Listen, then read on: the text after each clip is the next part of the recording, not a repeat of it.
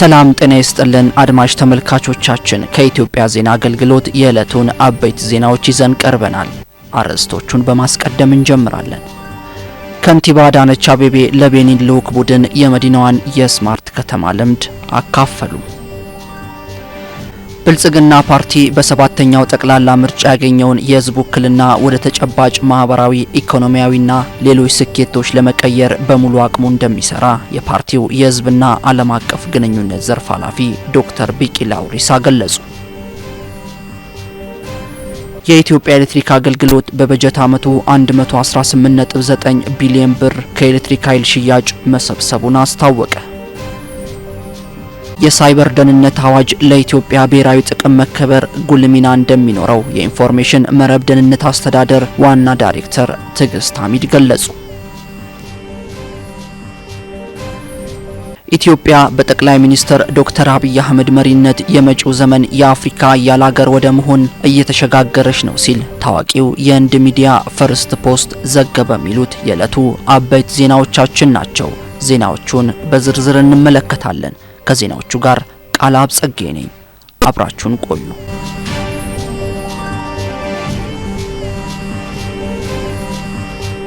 የአዲስ አበባ ከተማ ከንቲባ ወይዘሮ አዳነች አቤቤ ለቤኒን ልዑክ ቡድን የመዲናዋን የስማርት ከተማ ልምድ አካፈሉ። ከንቲባዋ በማህበራዊ የትስስር ገጻቸው ላይ ባጋሩት መልእክት የቤኒን ሪፐብሊክ የዲጂታል ትራንስፎርሜሽን ኢኖቬሽንና ፈጠራ ሚኒስተር በሆኑት ማውና አክብሎጋ የተመራውን የልዑክ ቡድን በክብር ተቀብለን በከተማችን እየተገበረ ያለው የስማርት ከተማ ግንባታ ልምዳችንን አጋርተናል ብለዋል። መዲናዋ የጀመረችውን የዲጂታል ትራንስፎርሜሽን ጉዞ ስኬታማ ለማድረግ በከተማችን ተግብረነው አበረታች ውጤቶችን እያስመዘገበ ያለውን የስማርት ከተማ ግንባታ ሂደት ለልዑክ ቡድኑ በስፋት ማስረዳታቸውን ከንቲባዋ በመልእክታቸው አስፍረዋል። በተለይም በስማርት ኢኮኖሚ፣ ስማርት ኢንቫይሮንመንት፣ ስማርት ገቨርንመንት፣ ስማርት ሊቪንግ፣ ስማርት ሞቢሊቲና ስማርት ፒፕል የተሰራውን ስራ አጋርተናል ሲሉ በማህበራዊ ትስስር ገጻቸው ላይ አስፍረዋል። በዚህም የልማት ስኬት መሰረት የሆኑትን የተቋማት ቅንጅት፣ የህጎችና ደንቦች ትግበራ፣ የህዝብ ንቁ ተሳትፎ እንዲሁም የመንግስትና የግል ዘርፍ አጋርነት ሰፊ ስራዎችን ለልዑክ ቡድኑ አብራርተዋል። ብልጽግና ፓርቲ በሰባተኛው ጠቅላላ ምርጫ ያገኘውን የህዝብ ውክልና ወደ ተጨባጭ ማህበራዊ፣ ኢኮኖሚያዊና ሌሎች ስኬቶች ለመቀየር በሙሉ አቅሙ እንደሚሰራ የፓርቲው የህዝብና ዓለም አቀፍ ግንኙነት ዘርፍ ኃላፊ ዶክተር ቢቂላ ሁሪሳ ገለጹ።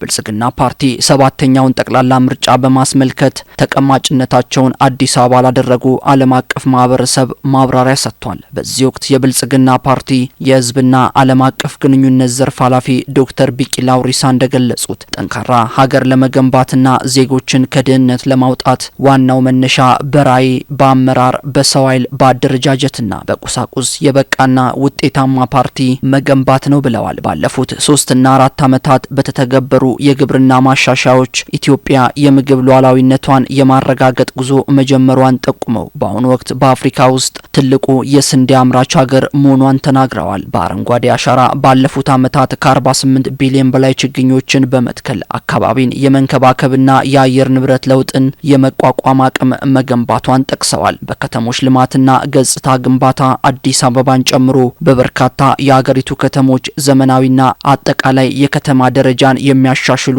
የኮሪደርና የልማት ስራዎች መከናወናቸውን ጠቅሰዋል። በቀጣይ 5 ዓመታት በርካታ የልማት እንቅስቃሴዎች እንደሚተገበሩ ጠቅሰው ዜጎችን ከድህነት በማውጣት ሀገሪቷንና ማህበረሰቡን ወደ መካከለኛ ገቢ ደረጃ ለማሸጋገር እየተሰራ ነው ብለዋል። በብዝሃ ዘርፍ ኢኮኖሚ ግብርናን፣ ማኒፋክቸሪንግን፣ ቱሪዝምን፣ ማዕድንንና ዲጂታል ኢኮኖሚን በማስፋፋት በቤተሰብና በግለሰብ ደረጃ ብልጽግናን ለማረጋገጥ እንደሚሰራም ዶክተር ቢቂላ ገልጸዋል። የኢትዮጵያን የማክሮ ኢኮኖሚ በማረጋጋት በትምህርት፣ በጤና፣ በባህልና በቋንቋ እድገት ላይ ትኩረት በማድረግ ማህበራዊ ልማትን ለማፋጠን እንደሚሰራም የተናገሩት ዶክተር ቢቂላ የህዝቦችን አንድነት፣ ዘላቂ ሰላምና ሀገራዊ መግባባትን የሚያረጋግጡ ታላላቅ የወል ግንባታ ስራዎች እንደሚሰራም ጠቁመዋል። ሀገራዊ መግባባት ለመፍጠር ምክክር ወሳኝ መሆኑን ጠቁመው በአሁኑ ወቅት 4000 ኢትዮጵያውያን በመሳተፍ ላይ የሚገኙበት አካታች ሀገራዊ ምክክር ወሳኝ ምዕራፍ ላይ መሆኑንም ጠቁመዋል። የኢትዮጵያ ኤሌክትሪክ አገልግሎት በበጀት ዓመቱ 118.9 ቢሊዮን ብር ለደንበኞች ከቀረበ የኤሌክትሪክ ኃይል ሽያጭ መሰብሰቡን የአገልግሎቱ ዋና ስራ አስፈጻሚ ኢንጂነር ጌቱ ገረመው ተናገሩ። የኢትዮጵያ ኤሌክትሪክ አገልግሎት የ2018 በጀት ዓመት በኤሌክትሪክ መሰረተ ልማትና የፋይናንስ አፈጻጸሙን እንዲሁም በ2019 በጀት ዓመት እቅዱ ዙሪያ ዛሬ ለመገናኛ ብዙሃን መግለጫ ሰጥቷል። የኢትዮጵያ ኤሌክትሪክ አገልግሎት ዋና ስራ አስፈጻሚ ኢንጂነር ጌቱ ገረመው አገልግሎቱ በበጀት ዓመቱ ውጤታማ ተግባራትን አከናውኗል ብለዋል። በዚህም በበጀት ዓመቱ በተከናወኑ በርካታ ተግባራት የደንበኞቹን ቁጥር ከ5.8 ሚሊዮን በላይ ማድረስ መቻሉን ገልጸው ከደንበኞች አገልግሎት አንጻር በቅድመ ክፍያ 82.6 እንዲሁም በድረ ክፍያ 15.4 በመቶ መድረሱን ተናግረዋል። በበጀት ዓመቱ 664505 አዳዲስ ደንበኞች የኤሌክትሪክ አገልግሎት እንዲያገኙ መደረጉን ገልጸው ይህም ከእቅዱ አንጻር 83.1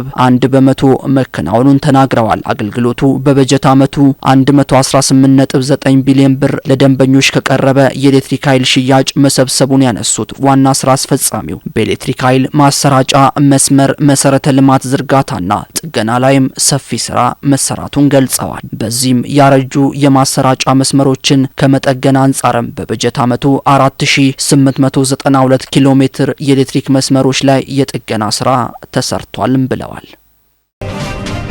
የሳይበር ደህንነት አዋጅ የሳይበር ደህንነትን በማረጋገጥ ለኢትዮጵያ ብሔራዊ ጥቅም መከበር ጉልህ ሚና እንደሚኖረው የኢንፎርሜሽን መረብ ደህንነት አስተዳደር ዋና ዳይሬክተር ትዕግስት አሚድ ገለጹ። ዋና ዳይሬክተሯ ትዕግስት አሚድ አዋጁን አስመልክቶ ለመገናኛ ብዙሃን መግለጫ ሰጥተዋል። በመግለጫቸውም አዋጁ ሰኔ 2 ቀን 2018 ዓ.ም በሕዝብ ተወካዮች ምክር ቤት መጽደቁን ጠቅሰዋል። ቁልፍ መሰረተ ልማቶች ጥበቃ የኢትዮጵያን የዲጂታል ሽግግር ጉዞ በጠንካራ የሳይበር ደህንነት መሰረት ላይ ለመገንባት የሚያስችል መሆኑንም አንስተዋል። የዲጂታል መታወቂያ መርሃ ግብር፣ የሞባይል ክፍያና የኤሌክትሮኒክ ግዢ ስርዓትና መሰል ሀገራዊ ፕሮጀክቶች ከፍተኛ መጠን ያለው ዳታ እንደሚያመነጩ አመልክተው የእነዚህን መረጃዎችና ሲስተሞች ደህንነት ማረጋገጥ ወሳኝ ስለመሆኑም ተናግረዋል። በመሆኑም የአዋጁ ወደ ስራ መግባት የሳይበር ደህንነትን ማረጋገጥ የዜጎችንና የሀገርን መረጃ ከጥቃት በመጠበቅ የመረጃ ሉዓላዊነትን ለማረጋገጥ ትልቅ እርምጃ መሆኑን አብራርተዋል። በቁልፍ መሰረተ ልማቶች ላይ የሚቃጡ ጥቃቶች እየጨመረ መምጣት ለአዋጁ መውጣት ምክንያት መሆኑን ገልጸው አዲሱ አዋጅ የሳይበር ስጋትን መሰረት ያደረገ ቁጥጥርና የተማከለ የክስተት ምላሽ ስርዓትን ለመዘርጋት የሚያስችል መሆኑንም ተናግረዋል። በቁልፍ መሰረተ ልማት ጥበቃ ዙሪያ ብቁ ባለሙያና በስነ ምግባር የታነጸ የሰው ኃይል የማደራጀት ስራዎችም ይሰራሉ ብለዋል። ኢትዮጵያ በጠቅላይ ሚኒስትር ዶክተር አብይ አህመድ መሪነት የመጪው ዘመን የአፍሪካ አያል ሀገር ወደ መሆን እየተሸጋገረች ነው ሲል ታዋቂው የህንድ ሚዲያ ፈርስት ፖስት ዘገበ። ፈርስት ፖስት ሚዲያ ኢትዮጵያን በተመለከተ በሰራው ወደ 9 ደቂቃ በሚጠጋ ትንታኔው ሀገሪቱ የሰው ዘር መገኛ፣ የጥንታዊ መንግስታት ምድር፣ የንግድ መስመሮችና ከፍ ያለ የአፍሪካ ታሪካዊ መሰረት ያላት ሀገር መሆኗን አንስቷል። ሀገሪቱ ጠቅላይ ሚኒስትር ዶክተር አብይ አህመድ ወደ ስልጣን ከመጡ ወዲህ ቀድሞ ገናና ታሪኳ እኩል ታላቅ የሆነ አዲስ ምዕራፍ ለመገንባት በትጋት ላይ መሆኗን በዘገባው አንስቷል። በጠቅላይ ሚኒስትሩ መሪነት በቀጠናውና የአፍሪካ አያል ሀገር መሆን የሚያስችላትን እንዲሁም የአህጉሪቱን የወደፊት እጣ ፈንታ የሚበይንና የማይበገር ኢኮኖሚ ለመገንባት እየሰራች መሆኗንም ያነሳው ዘገባው ለረጅም ዓመታት ዓለም ኢትዮጵያን የሚያውቃት በጦርነት በድርቅና በፖለቲካዊ አለመረጋጋት እንደነበርና ዛሬ ግን ሀገሪቱ ይህንን የተዛባ ትርክት